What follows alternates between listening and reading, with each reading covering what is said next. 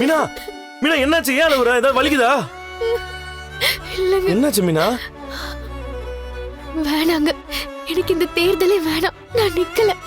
நாளைக்கே போய் நான் நிக்கலன்னு சொல்லிடுறேன். நம்ம வேட்பு மனுவை வாபஸ் வாங்கிடலாங்க.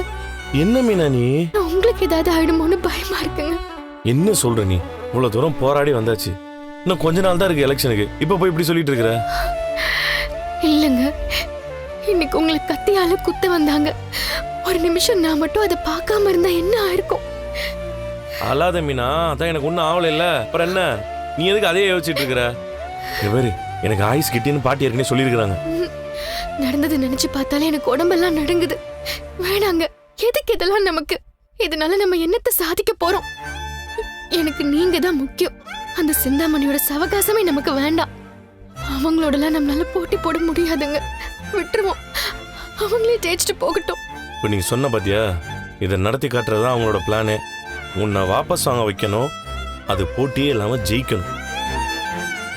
இப்ப நீ பின்வாங்கிட்டேன்னு வை, அப்புறம் அந்த சிந்தாமணி நினைச்சதை சாதிச்ச மாதிரி ஆயிடும் மீனா. இருந்துட்டு போகட்டும்ங்க. அவங்க கிட்ட தோக்குறதால எனக்கு எதுவும் குறைஞ்சிடாது. எனக்கு நீங்க தான் முக்கியம். மீனா, உன்னை பலவீனமாக்கத்தான் அவங்க என்ன ஏதாவது பண்ண பார்த்தாங்க. அவங்களுக்கு தெரியும் நீ உனக்கு ஏதாவது ஆனா கூட பயப்பட மாட்ட, ஆனா எனக்கு ஏதாவது ஆச்சுன்னா பயப்படுவேன்னு அவங்க நினைச்ச மாதிரியே இப்ப நீ பயப்படுற பாரு. அவங்க நியாயமா ஜெயிக்கிட்டோம், அது தப்பு கிடையாது.